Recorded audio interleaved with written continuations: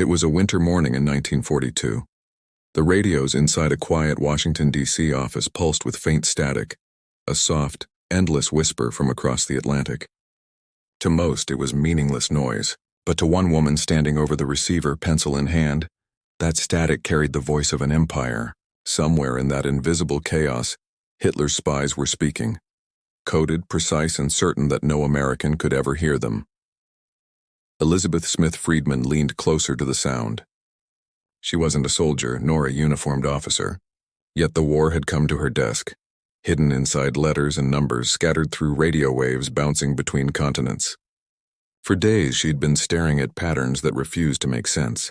Then, with a soft tap of her pencil, she circled two repeating letters, a rhythm no one else had noticed. It was her first real glimpse into the Reich's secret communication network. And in that moment, one woman quietly began to turn the tide of a global war. By early 1942, the Atlantic Ocean had become a graveyard. German U-boats prowled beneath the waves, their torpedoes cutting through merchant convoys carrying oil, food, and weapons to Britain. Each sinking wasn't just steel and smoke. It was a blow to Allied survival. The Battle of the Atlantic was in full motion, and the United States, newly thrust into the war, was scrambling to protect its lifelines. Far from the front lines, inside government offices in Washington, D.C., another kind of battle raged, one fought with paper, pencils, and the fragile pulse of shortwave radio. Unknown to most Americans, a network of Nazi agents stretched through South America and the Caribbean, transmitting coded messages to Berlin. These weren't idle correspondents. They mapped shipping routes, tracked convoys leaving American ports, and relayed intelligence straight to the German Navy. The United States had no centralized intelligence agency then. The Army, Navy, Coast Guard, and FBI each guarded their own territory, their own intercept stations. Somewhere among these overlapping efforts, a single woman in a modest Coast Guard office was quietly becoming one of the most important figures in the secret war. Her name was Elizabeth Smith Friedman, a civilian cryptanalyst, self-trained, methodical, and already seasoned by years of breaking smuggler codes during Prohibition. In 1941, as reports poured in about mysterious radio transmissions from Argentina, Brazil, and Mexico, the Coast Guard's cryptanalytic unit, informally led by Friedman, began collecting intercepts. The transmissions were brief, carefully disguised in what looked like random five-letter groups. They came at odd hours, often from powerful transmitters located near port cities. Each time American technicians triangulated a signal, they found it connected to consulates, trade offices, or German-operated ships anchored in neutral waters. Washington grew uneasy. The hemispheric defense that President Roosevelt had promised depended on keeping South America free of Axis influence. But German intelligence, through its Abwehr networks, had already embedded agents across the continent. They were feeding Berlin a steady stream of information on Allied shipping, allowing U-boats to intercept convoys with uncanny precision. At first, the Coast Guard tried using machine ciphers to test the messages, mechanical rotors, strip ciphers, anything that might align the letter patterns. Nothing worked. Each intercept seemed sealed behind an invisible wall. The cryptanalyst logged hundreds of groups into ledgers, hunting for repetitions that might reveal structure. Days passed, then weeks. That was when Elizabeth began noticing the rhythm, the same subtle patterns she had learned to hear during earlier code-breaking battles with rum runners and smugglers. Those criminals, too, had used handmade ciphers, and their inventiveness had forced her to rely not on machines but on intuition. She recognized that human beings, no matter how disciplined, left fingerprints in their secrecy. Repetition, preference, habit. In the German spy transmissions, she saw just that, recurring double letters, consistent word lengths, a predictable shift every 10th group. She started reconstructing the cipher by hand, building what she called probable keys, strips of letters she tested against each intercept until fragments of plain language began to appear. Behind her, rows of young analysts copied intercepts onto graph paper, marking frequencies and spacing. Their pencils ticked like metronomes. When a group of letters finally resolved into a German word, ship, the room fell silent. Then came another, convoy. Slowly, sentence by sentence, the invisible network began to speak. Those first translations exposed a sophisticated Abwehr communications net linking South America with Madrid and Berlin. Agents using radio transmitters, hidden inside diplomatic compounds, were signaling convoy routes to the German Navy. The information explained how U-boats found tankers off the Brazilian coast within hours of their departure. Revelation startled Washington's intelligence leaders. The Coast Guard, a service hardly recognized as part of the war effort, had uncovered a direct line from Nazi spies in the Western Hemisphere to Hitler's military machine. Yet only a handful of officials even knew the work existed. Friedman's small team operated in near isolation, tucked inside the Treasury Department's communications section, with little funding and almost no public acknowledgement. But the decrypts kept coming. Each new intercept widened the map of enemy activity, codes linking Buenos Aires to Hamburg, Lima to Madrid, Rio de Janeiro to Berlin. The pattern was unmistakable, a clandestine artery pulsing beneath the Americas, invisible yet deadly, and at its center sat one woman, calmly charting signals that others dismissed as static. Her pencil moved with measured certainty, tracing connections between the dots of Morse that few could interpret. For every convoy that reached port safely, for every ship spared from torpedo fire because its route had quietly changed, there was a message she had broken, a line of cipher turned into warning. She knew the work was only beginning. The next step would pull her from theoretical patterns into the living reality of wars and into the attention of powerful men who would soon fight over her discoveries. The year 1942 brought a storm of confusion to Washington's intelligence world. Every agency wanted control of cryptanalysis, but few understood what it actually required. The Army Signal Intelligence Service guarded its own military intercepts. The Navy operated its OP-20G cryptanalytic branch for fleet traffic. The FBI demanded jurisdiction over domestic espionage. And somewhere between them all, the U.S. Coast Guard, small, underfunded, and bureaucratically ignored, held the key to one of the most dangerous spy networks in the Western Hemisphere. Elizabeth Friedman's section worked from a handful of rooms in a federal building that once housed customs paperwork. Wooden desks, metal cabinets, and endless stacks of coded intercepts filled the air with the dry scent of paper and graphite. Her team was barely 24 analysts, mostly women, recruited for their precision and patience. There were no computers, no automated decryption machines, no glamorous cloak-and-dagger intrigue, just raw intellect and endless persistence. Each morning began with new intercepts arriving from Coast Guard monitoring stations along the eastern seaboard and the Panama Canal Zone. Radio operators, working through the night, had recorded bursts of German Morse transmissions. The tapes were typed into 5-letter groups, carbon-copied, and shipped to Friedman's desk. Every group looked identical, meaningless strings, XWJQK, Itwaipar, Zolma, thousands of them. Yet hidden within was the intelligence the Reich depended on to navigate the Atlantic. The codes came from the Abwehr's South American network, operating under the direction of German spy master Wilhelm Canaris. Agents used small transmitters disguised as commercial radio sets, sending brief encrypted reports on ship movements and fuel shipments. They relied on substitution systems mixed with transposition patterns, primitive by European standards, but lethal when combined with American complacency. Elizabeth approached the work with mathematic precision, but human intuition. She charted letter frequencies on long scrolls of paper, pinned them to corkboards, and stared at them for hours until a pattern spoke. "Every code has its personality," she once said. "It reveals itself to you if you listen long enough." By late spring 1942, her section had reconstructed the cipher key used by the largest Nazi spy ring in the Western Hemisphere, a network headquartered in Buenos Aires and coordinated through the German embassy. The messages they decrypted read like logistical blueprints of Allied operations, ship departures from New Orleans, cargo manifests from Trinidad, convoy sizes off Recife. Each report was forwarded to Madrid, then relayed to the U-boat command at Lorient, France. What the Coast Guard didn't know was that this network, known internally as Operation Bolivar, had already helped Germany sink more than a dozen merchant ships off South America. It had also fueled rumors that Nazi Germany intended to establish a foothold in the region if Axis victories in Europe continued. When Friedman presented her findings to the Navy's Office of Naval Intelligence, the officers were skeptical. A civilian woman claiming to have penetrated a major German network sounded improbable to men accustomed to command hierarchies. But the evidence was irrefutable. Decrypted messages matched confirmed ship sinkings. Routes mentioned in the traffic corresponded exactly with losses logged by Allied convoys.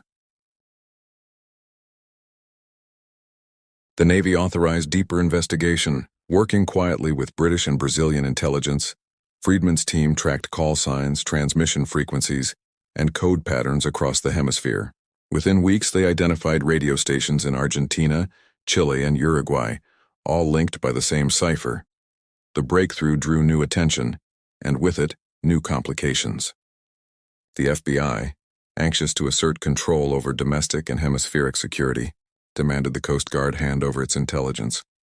J. Edgar Hoover, seeking public credit for any success, rebranded many of Friedman's decrypts as FBI operations in his reports to Washington. Her team continued working in silence, their names removed from most official communications. Still, she pressed on. Between June and December 1942, her group decoded hundreds of messages, each exposing another fragment of the spy web. The intercepts named couriers, revealed diplomatic pouches filled with microfilm, and described coded contacts between German businessmen and naval officers. Every line added pressure on the Nazi networks operating from Latin America's neutral ports. By late 1943, Operation Bolivar began to crumble. Arrests followed in Brazil and Chile, many based on decrypts traced back to Friedman's section. Allied authorities seized transmitters, confiscated codebooks, and shut down the German intelligence chain linking the Americas to Europe. Her work had done what bombs and ships could not. It silenced an entire branch of Nazi espionage without a single shot fired. But few outside a closed circle in Washington ever learned her name. For Elizabeth, the victory was not recognition but results. She measured success in the number of ships that reached harbor safely, and in the silence of enemy transmitters once loud with coded arrogance. She knew, however, that silence never lasted long. Every network dismantled forced the enemy to adapt. Each cipher broken bred another stronger one. And soon a new series of transmissions began appearing on the intercept boards. Messages tougher, cleaner, and far more complex than before. Somewhere in Germany, another cryptographer had taken her challenge personally. And as those new signals began to flood the airwaves, Elizabeth realized she was stepping into the most intense phase of her secret war. A contest of intellect between unseen minds across an ocean. The radio war was unlike anything fought on land or sea. It wasn't about territory or weapons.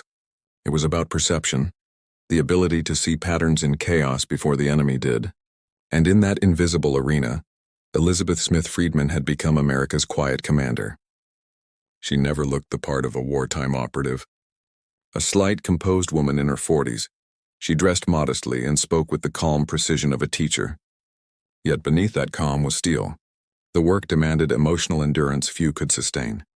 Each cipher could take weeks to penetrate, each failure another reminder that lives were being lost in the meantime. Her analysts often worked until dawn, faces pale in the green glow of desk lamps translating nothing but fragments. A single German noun, a stray coordinate, a repeated letter group that hinted at a pattern. Friedman kept them focused, her tone firm but never harsh. She believed the mind functioned best in discipline, not panic. She taught her staff to think like their adversaries, to imagine how a German cryptographer might have structured a message after a night of fatigue or overconfidence. Every enemy has a rhythm, she told them once. Find it and you find the truth. Her empathy for structure and psychology gave her an edge machines could not replicate. When fatigue dulled her senses, she listened to poetry, or walked the corridors until her thoughts reset into symmetry. What others saw as random, she read as human imperfection. And that was where codes broke. Every decrypted message carried strategic value far beyond her small office. The intelligence she produced guided convoy formations and rerouted merchant traffic across the Atlantic. Each decoded warning meant ships could avoid a wolf pack of U-boats waiting in the dark. Admirals who never knew her name relied on her information daily.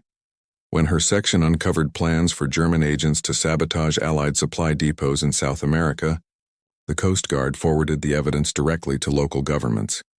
Raids followed, transmitters were seized, and the sabotage plots vanished before they began. Through it all, Elizabeth never left the United States. Her battlefield was a typewriter, her weapon a sharpened pencil. But every letter she decrypted shifted real movements on oceans thousands of miles away. The invisible nature of her victories didn't lessen their scale, it only hid them from view. The war of numbers advanced quickly. While British cryptanalysts at Bletchley Park built machines like Bombay to break the Enigma cipher, Friedman's team fought an entirely different class of problem. The Abwehr's hand ciphers weren't mechanized. They changed constantly, improvised by human operators. No electromechanical device could anticipate those irregularities. The solution required human logic, not hardware. Friedman devised what she called her cipher trick, a method of mapping the enemy's transposition habits using purely linguistic cues.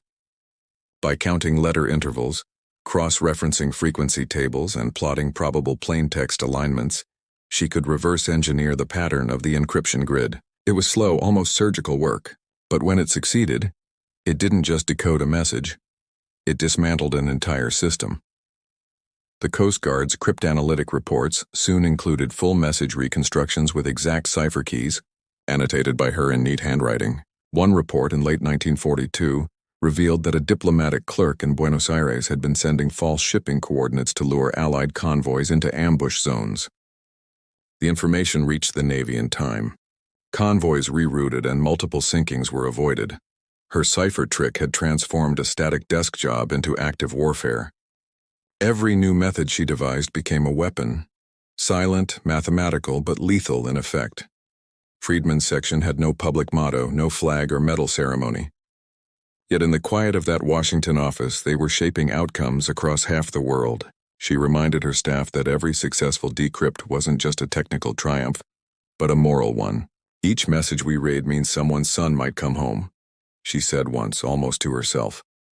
The deeper she went into the codes, the more personal the struggle became.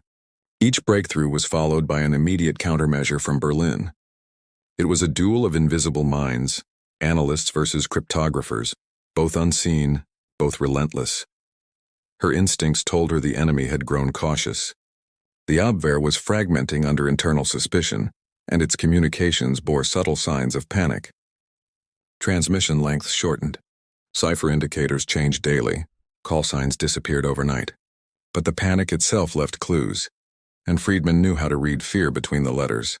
Her notes from late 1943 show the shift clearly. Operators insecure, new discipline patterns inconsistent, possible directive from high level to mask failures. She didn't need the exact German text to understand what that meant. The network she had spent 2 years dismantling was collapsing under its own secrecy. The silence that followed confirmed it. One by one, transmitters across South America went dark. What had once been a symphony of coded arrogance became static again. She closed her notebook that evening and stared at the empty airwaves, not with satisfaction, but with a quiet understanding of the cost. Each vanishing signal meant people somewhere were being arrested, interrogated, or worse. Victory in intelligence was never clean. That duality, triumph shadowed by consequence, when defined her war. And yet, even as she dismantled Hitler's spy web, a new challenge was rising from within her own side. Rival agencies and political figures eager to claim her work as their own, reshaping her story for headlines she would never see. For Elizabeth, the war was not measured in battles or bombs, but in pages, endless pages of numbers, letters, and invisible intentions. She often said that every cipher carried the fingerprint of a human being behind it. Somewhere, a man sat at a transmitter in a darkened room, sweating under the pressure to hide his nation's secrets. Somewhere else, another waited for that message to arrive, praying it hadn't been intercepted. She was the unseen third in that exchange, silent, patient, and mercilessly precise. Her office became a paradox of calm amid chaos. The world outside trembled with invasion news, air raids, and frontline bulletins, but inside the walls of her Washington headquarters, time slowed into rhythm, scribbles, clicks, decoding sheets sliding across desks. When fatigue set in, she'd stand by the window and watch the dawn rising over the Potomac, a faint reminder that the world still turned while they unraveled its darkest threads. The German agents she hunted rarely understood the scale of their exposure. Once a pattern was broken, Friedman didn't just read a single message. She opened an entire archive of the enemy's hidden thoughts. Her decrypts revealed the inner rot of the Abwehr's global network: rivalries, mistrust, desperation. She once described it as reading a mind as it begins to lose confidence. That loss of confidence was spreading fast. By mid-1943, the German intelligence service in South America was imploding. The once boastful agents who had promised Berlin access to Allied convoy routes were now paranoid, constantly shifting their codes and frequencies. Yet the more they changed, the easier it became to trace them. Like handwriting, every new cipher carried echoes of the last. The same habits, the same logic. She didn't need to see the face of her enemy to know them, but her success came with an unexpected weight. The very people who relied on her work began to underestimate its source. The Navy, the FBI, and later the newly formed OSS all fought for jurisdiction over intelligence she and her small Coast Guard unit had single-handedly produced. Reports that once bore her signature were quietly republished under others' names. The secrecy she'd upheld now shielded those who took credit. Still, she remained silent. She believed the truth of her work lived in results, not recognition. And the results were staggering. In one 6-month period, her team decrypted over 50,000 messages, each one a line pulled from the enemy's web. Ships were rerouted, spies captured, and propaganda cells dismantled. The impact rippled through every front from Brazil to the Caribbean. Her composure under pressure became legendary within the quiet corridors of Washington. Once, when a particularly complex cipher seemed unsolvable, her staff grew restless. Weeks had passed without progress. She gathered them around and asked for every discarded note, every failed attempt, and every marginal sketch. On a single page she found a faint repetition, a single letter pattern no one had noticed. Within hours the entire code fell apart. The message it revealed exposed a German supply route for U-boats refueling off the coast of Argentina. Naval forces acted immediately, and within days, the route was gone. Moments like these defined her brilliance, not loud breakthroughs, but quiet persistence, a refusal to let patterns win. She treated every code like a living organism, something that could be understood if studied with patience. But as her victories accumulated, another battle began: recognition versus erasure. Male-dominated intelligence bureaus were reluctant to admit that one woman, a civilian, not a uniformed officer, had dismantled a network of Nazi espionage stretching across half the globe.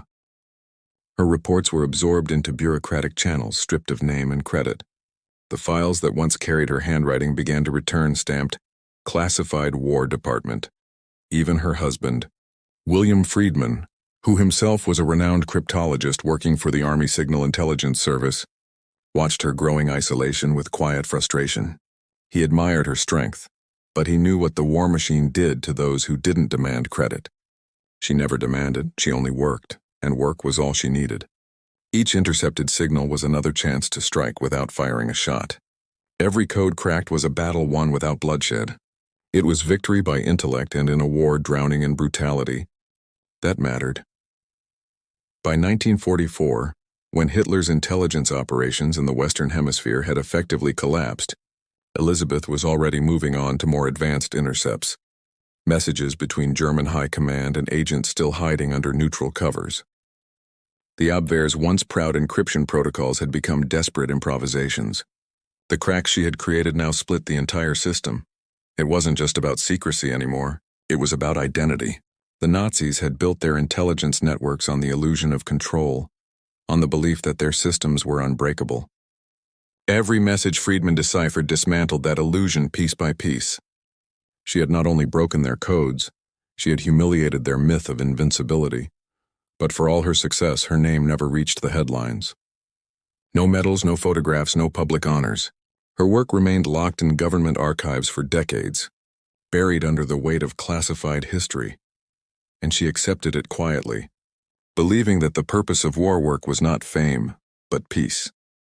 Her final wartime report ended with a single sentence: short, factual, and devastatingly poetic. Enemy system disintegrated due to self-imposed confusion following prolonged exposure. That line said everything. She hadn't just beaten an army of spies. She had made them destroy themselves. And in that silent triumph, her war reached its peak, though history, at least for a while, would forget the name of the woman who won it. By the spring of 1944, silence ruled the airwaves that had once hummed with coded arrogance. The German networks in South America had fallen quiet, their transmitters dismantled or seized. But in that silence, Elizabeth sensed something else, a shift. Somewhere across the Atlantic, new messages were being born, forged in the chaos of a dying Reich that refused to surrender. These were not the routine Abwehr transmissions she had studied for years. They carried new structures, fresh irregularities, deeper complexity. The radio operators had changed, and so had the ciphers. The frequency patterns were erratic, the spacing uneven, as if the senders themselves were uncertain. It was the final stage of Germany's cryptologic evolution, desperate, brilliant, and dangerous. At first, Friedman's small team thought the signals belonged to the same network, reorganizing after its collapse. But when the decrypts began to take shape, something startling emerged. The transmissions referenced Allied troop movements in the Atlantic, encoded instructions for sabotage inside U.S. ports. Someone in Europe was still trying to direct espionage on American soil, and doing it under a new system that none of Washington's cryptanalysts could yet decipher. The intercepts came from shortwave stations along the East Coast and Panama. When the Navy sent the recordings to the Coast Guard, they arrived wrapped in skepticism. The files bore a handwritten note, unsolvable, previously attempted by SIS. Friedman laid the intercept sheets on her desk, studying the 5-letter groups. Her pencil hovered for a long time before touching paper. There was something familiar, a faint echo of an earlier code, but altered, disguised, refined. Whoever designed this system knew she existed. Days passed without progress. Nights stretched longer, lit only by the glow of desk lamps and the slow rhythm of Morse decoders. Her staff worked in silence, each one tracing letter chains and substitutions, trying to find meaning in the chaos. The code was layered, a hybrid of transposition and double substitution, with an irregular key cycle that shifted every message. It looked humanly impossible, but Elizabeth had faced impossibility before. She understood that no code, no matter how complex, was born perfect. Every pattern carried a flaw, a fingerprint of human error. She just had to wait for it to reveal itself. One night in late April, exhaustion forced her to pause. She stared at the cluttered boards of letters and numbers until her vision blurred. Then, almost by instinct, she reached for one particular intercept marked unimportant. It contained a repeated phrase that appeared in several others, 3 identical 5-letter groups appearing mid-line. She compared them, one by one, until a faint alignment emerged. The groups weren't random. They formed a rhythmic sequence. It wasn't a coincidence, and it was a transmission marker, a signal to synchronize codebooks between stations. That was the first crack. Within 48 hours, she reconstructed the key structure of the system. What she uncovered was staggering. It wasn't the Abwehr anymore. It was the Sicherheitsdienst, the SS intelligence branch working under Himmler's orders. The network had shifted from espionage to direct subversion, aiming to manipulate diplomatic channels in Latin America and even infiltrate American intelligence. The messages revealed orders to reactivate dormant agents in Mexico, Chile, and the U.S. coastal cities. Others carried coded instructions for sabotage on shipping lines and industrial ports, supplying the Allied invasion forces preparing for D-Day. Every one of those messages had crossed the Atlantic freely, until it reached her. She began to work with frightening intensity. Sleep came in fragments. Her team followed her pace, decoding through the night, sometimes collapsing at their desks. The Coast Guard's office had become a frontline bunker, a war fought in silence, on paper, against minds they would never see. One decrypted sequence caught her attention, a message sent from Madrid to a station believed to be in Argentina. The wording, once decoded, was simple but chilling. Proceed with delivery of materials via neutral intermediary. Atlantic transport confirmed. Do not fail. She traced the chain, running it through every known frequency log until she found its match, a U-boat supply convoy operating near the Canary Islands. The message had been relayed to coordinate an exchange of espionage materials through neutral shipping routes. In that one intercept, she found proof that the Nazis were still exporting intelligence through diplomatic covers, even as their empire collapsed. She immediately drafted a report to the Navy and OSS, coded top priority. The response was immediate. Allied ships were rerouted, suspect vessels shadowed, and the convoy identified. Within a week, a British destroyer intercepted a neutral freighter, carrying coded microfilms and encrypted documents. The microfilms contained details of Allied merchant traffic, exact convoy dates, and ship cargo, all bound for Berlin.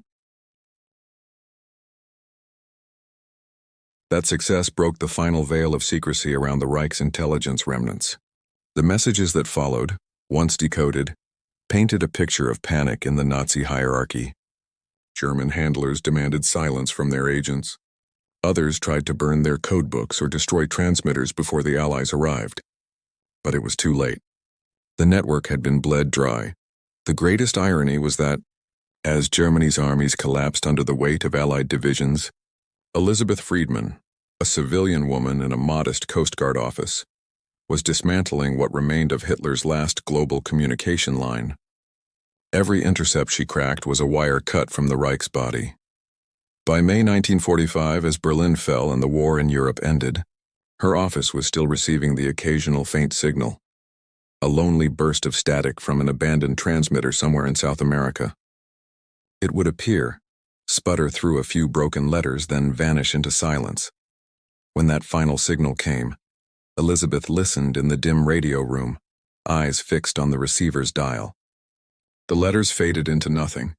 She turned to her assistant and said quietly, "That's the last of them." For the first time in years, she exhaled without urgency. The war, her war, was finally over. But the story didn't end there, because as the guns of Europe went silent, another battle was waiting, not one fought with ciphers, but with recognition, politics, and truth. And that battle would prove far harder to win. In the first days after Germany's surrender, Washington erupted with celebration. Crowds filled Pennsylvania Avenue, newspapers shouted victory in bold letters, and the War Departments flooded the press with statistics and declarations.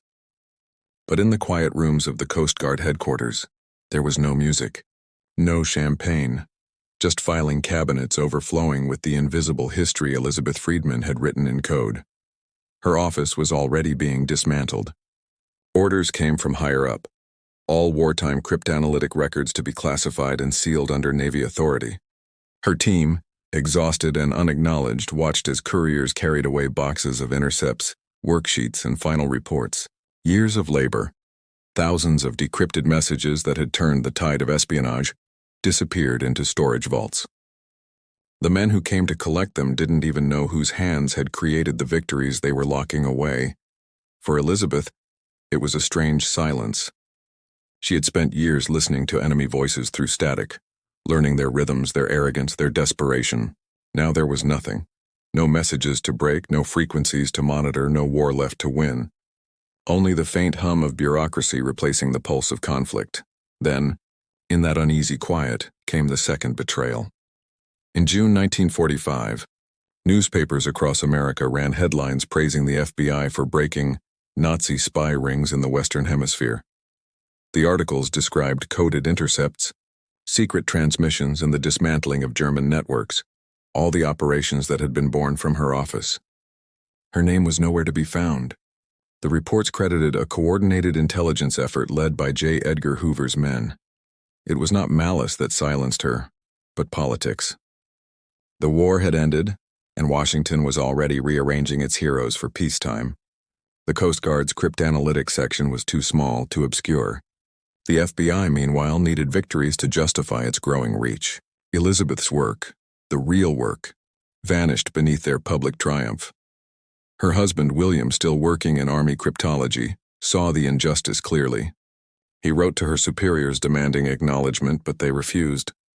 "It is not in the public interest," the response read, "to assign personal credit to wartime intelligence." That was how history was rewritten, quietly, bureaucratically, and without resistance. But Elizabeth had never sought fame. What hurt more was the erasure of truth itself, the distortion of facts she had fought to protect. For years she had believed in precision, in honesty, in the idea that truth could be preserved through detail. Now, watching others reshape that truth for politics, she realized how fragile even facts could be. Still, she refused bitterness. Instead, she turned to preservation. Late into the summer of 1945, she gathered her notes, retyped her decrypted summaries, and stored duplicates of key analyses in her private files. She wanted history to remember, even if no one else did. Her wartime work had gone far beyond Latin America.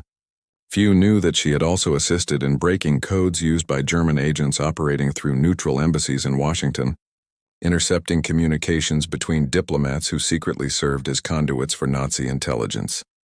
Her analysis of those messages had prevented leaks that could have endangered Allied operations in Europe. Yet every one of those reports went out under anonymous government headers. When she was finally released from wartime duty, the Navy offered her no medal, no ceremony, just a letter of thanks and a small paycheck for accumulated overtime. She packed her desk quietly, leaving behind the chalkboards covered in equations and frequency charts. Her team dispersed, returning to ordinary civilian lives. The war they had fought would remain one of America's best-kept secrets for decades. But history has a way of keeping its witnesses, and sometimes silence becomes its own kind of echo. In the years that followed, fragments of her work resurfaced during declassifications. British intelligence officers who had corresponded with her team privately credited the American woman cryptanalyst in their internal reports. Brazilian and Chilean officials later confirmed that the decrypts from Washington had directly led to arrests of Axis spies. Slowly, quietly, the truth began to seep through the walls of secrecy that had contained it. In 1957, a former Abwehr officer named Hans Bernd Gisevius gave testimony during post-war interrogations that startled investigators. When asked why German operations in the Western Hemisphere had collapsed so completely by 1944, he answered simply, "Because the Americans had a woman who could read our thoughts." He never knew her name. By then, Elizabeth and her husband had retired from government service, living quietly in Virginia. William's health was failing, and she devoted herself to caring for him, spending her evenings cataloging their old files. On one of those nights, as he sat reading in silence, he looked up and said softly, "You know, they'll never truly understand what you did." She smiled faintly. "They don't have to," she said. "The work speaks." After William's death in 1969, she continued to correspond with historians and archivists who sought details about early cryptography. Her letters were calm, factual, and modest, but every line carried the quiet confidence of someone who had once held the keys to an empire's secrets. When her Coast Guard files were finally declassified in the 1990s, historians discovered the truth that Washington had buried for half a century. Elizabeth Smith Friedman had personally decrypted over 12,000 classified Nazi messages, exposed entire espionage rings across the Americas, and provided intelligence that directly aided Allied naval command. Her operations had effectively severed Hitler's global intelligence arteries. By then, she was long gone, but her words remained. Preserved in those careful reports she refused to let vanish, and perhaps that was her final victory. The codes she broke were built on lies, on the belief that deception could rule the world. She answered that with truth, precise, undeniable, and permanent. Her war ended not with applause, but with a single enduring idea that one mind, sharpened by discipline and guided by integrity, could quietly change the fate of nations. The war was over, but the echoes of what Elizabeth Friedman had done continued to ripple through the corridors of intelligence long after the guns went silent. Her quiet victories, unmarked by medals or monuments, had altered the course of how nations thought about secrecy itself. For the Allies, the lessons were profound. The code-breaking war had proven that information, not just firepower, determined survival. The United States now understood that cryptology was not a niche skill. It was a strategic weapon. Every intelligence agency born in the post-war era, from the CIA to the NSA, carried within its structure a shadow of the methods she had pioneered. Yet her name remained absent from their histories. In the first years after 1945, official recognition went elsewhere. Public heroes were pilots, generals, and politicians. The silent architects of intelligence, those who had worked in the unseen layers of the war, were dismissed as clerks and analysts. To the public, the war's code-breaking heroes were the men of Bletchley Park, the British mathematicians who broke Enigma. In America, there was no public equivalent. The stories of the Coast Guard's cryptanalytic unit were locked away in classified vaults, their files sealed under Navy intelligence orders until the 1980s. For Elizabeth, it was a strange kind of peace. She didn't crave fame. She craved meaning, and for years she found it in reflection, in the quiet memory of nights spent at her desk, pencil in hand, knowing that each pattern solved had saved unseen lives. She often said that codes were never about mathematics alone. They were about empathy, understanding the human hand that built them and the human fear hidden behind them. But while her mind still burned bright, her world was changing. The cryptologic discipline she had helped define was becoming industrial. Machines replacing intuition, secrecy turning bureaucratic. The post-war boom in American intelligence brought with it an army of men, many of whom had never heard of her. The irony was cruel. The very institutions that had grown from her wartime foundation were now too vast to remember their own origin.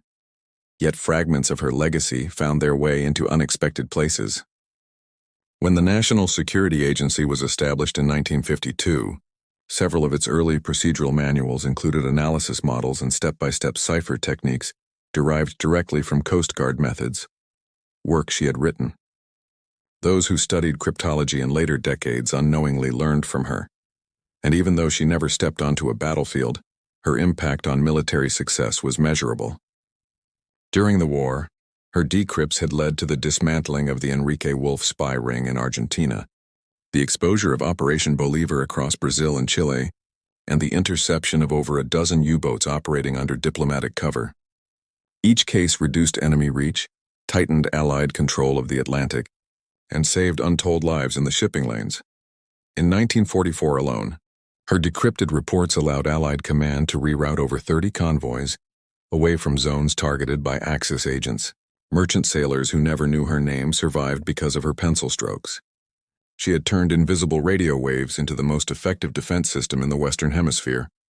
But outside the small circle of those who knew, the silence continued. When a few journalists tried to contact her for post-war retrospectives, she declined politely. "I did what needed to be done," she wrote in one letter. And that is all there is to say. She spent her later years archiving both her and her husband's research, assembling one of the most detailed private histories of American cryptography. She had no illusions about fame. She simply wanted the truth preserved before it vanished again. Even after William's death, she kept working quietly in her Virginia home. Visitors described shelves stacked with coded manuscripts, frequency tables, and letters from wartime colleagues. She moved slowly by then, but her mind remained sharp. When asked once if she ever missed the rush of decrypting enemy messages, she smiled and said, "No, I prefer silence now. Silence means we did our job." Her final public appearance came unexpectedly. In the 1950s, the U.S. Treasury Department invited her to assist in a case involving counterfeit currency rings using coded communications. Though retired, she accepted. Within days, she had broken their cipher, exposing an international operation worth millions. Even in peace, her intellect remained a weapon of quiet precision. It was fitting that her last major act before full retirement wasn't about war, but justice, a return to the same moral center that had driven her through the chaos of conflict. By the time she passed away in 1980, the world had changed completely. The Cold War had created new cryptographers, new threats, new technologies, but among those who studied the roots of their science, a name began to resurface, not whispered this time, but spoken with awe: Elizabeth Smith Friedman. Historians who unearthed her wartime files were astonished. Her decrypted messages filled thousands of pages. Her analytical notes read like the inner map of a brilliant mind. Each report bore her signature clarity: factual, precise, never dramatic. The simplicity of her writing made the scale of her accomplishment even more astonishing. She had been the bridge between eras, from the world of pen and paper ciphers to the dawn of electronic code breaking, between the old war of shadows and the new world of surveillance. And though she never stood under spotlights or medals, the light of her intellect had quietly reshaped how wars were fought, and how peace was protected. The rediscovery of Elizabeth Smith Friedman's legacy was not the work of a single historian, but of time itself.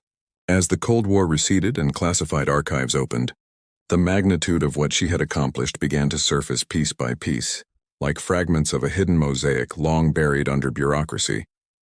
Declassified Coast Guard reports showed that her decryptions had not only crippled Nazi espionage, but also shaped Allied diplomatic decisions. One report traced a line from her decrypted messages directly to Brazil's 1942 decision to break relations with Germany, a turning point that opened South America's ports to the Allies.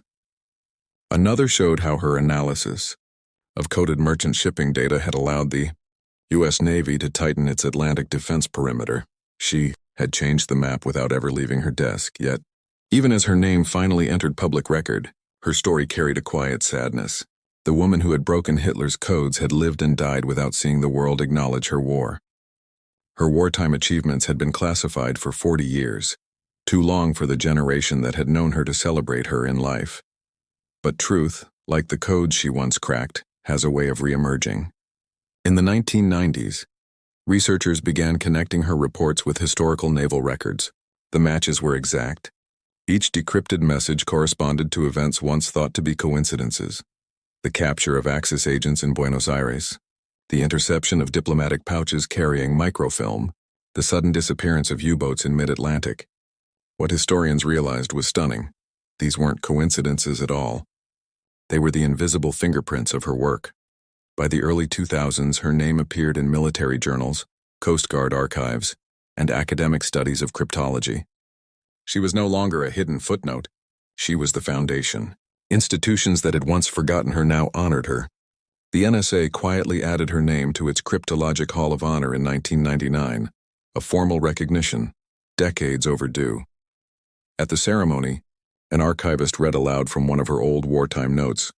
Codes are born from fear, fear of being seen, fear of being known. But truth has patience. It always waits. Those words captured her entire philosophy. She had never fought to dominate or destroy. She fought to understand. To her, every cipher was not a wall but a mirror, a reflection of the human mind trying to hide from consequence. And that insight, more than any algorithm or method, made her unbeatable. Her impact extended beyond war. The techniques she developed, frequency analysis combined with linguistic intuition, became the basis for modern code-breaking systems. Her work foreshadowed the logic that would one day shape computer encryption. In many ways, she had glimpsed the digital future before it existed. Even today, cybersecurity experts cite her wartime breakthroughs as precursors to modern cryptographic thought. The patience, pattern recognition, and linguistic modeling she used are echoed in algorithms that protect digital communications across the world. Without ever touching a computer, she had laid the mental groundwork for the computer age. But perhaps her greatest legacy was moral, not technical. She had shown that intellect, guided by conscience, could defeat tyranny as effectively as any army. In an age when women were excluded from command and dismissed from the sciences, she had proven that precision and persistence knew no gender. She was proof that the fight for freedom was fought not only on beaches and in skies, but also in quiet rooms filled with paper, radios, and the relentless pursuit of truth. Those who knew her remembered her humility most. Visitors to her home in her final years described her as soft-spoken, sharp-eyed, and unfailingly gracious. She rarely spoke of the war unless pressed. When asked once whether she ever felt pride in having defeated the Nazis' most secret codes, she simply replied, "It was a job that needed doing. I was just the one who heard it calling." Her handwriting, preserved in the archives of the National Cryptologic Museum, remains elegant, looping, deliberate, unmistakably human. Each line is a reminder that behind every great secret in history, there is always a person quietly listening, patient enough to wait for the truth to reveal itself. In time, her name began to appear in books, documentaries, and museum exhibits. School children studying the Second World War now learned not only of generals and soldiers, but of a woman whose pencil changed the course of the conflict. The narrative that had once excluded her had begun to correct itself. For the Coast Guard, her recognition came with special pride. They restored her wartime office records, displayed her intercepted codes, and told the story of the civilian cryptanalyst who had fought an invisible war and won. To this day, recruits in Coast Guard intelligence schools are taught her methods as foundational history, the moment their service entered the realm of intelligence. And perhaps that is the true measure of her victory, not the medals she never received, but the generations of thinkers she continues to inspire. Each one who studies her work learns the same lesson she carried through every hour of her war: that truth, though silent and slow, is stronger than fear. Her battlefields were not marked by trenches or ruins, but by clarity, the quiet triumph of understanding over deception. And though she never saw herself as a hero, history now remembers her as one. There are wars fought with bullets and fire, and there are wars fought in silence. Elizabeth Smith Friedman's war belonged to the latter. In an era defined by noise, the roar of engines, the crash of bombs, the rhetoric of empires, her weapon was understanding. She proved that intellect could be a form of resistance, that patience could shatter armies of secrecy, and that courage sometimes meant sitting alone in a room, confronting the unknown without applause or recognition. History has always celebrated the generals who won the visible battles. Yet the victory of the invisible war, the war of information, belonged to people like her. Without her decryptions, Nazi agents would have moved unchallenged across oceans, Allied plans might have been betrayed, and the fight for democracy would have faced a darker tide. Her triumph reminds us that warfare is not merely destruction, but also perception, a contest of who can see the truth first. Elizabeth saw it not through force but through reason. Every intercepted message she cracked stripped away one more layer of the enemy's illusion, bringing light where deception had reigned. And that is why her story endures.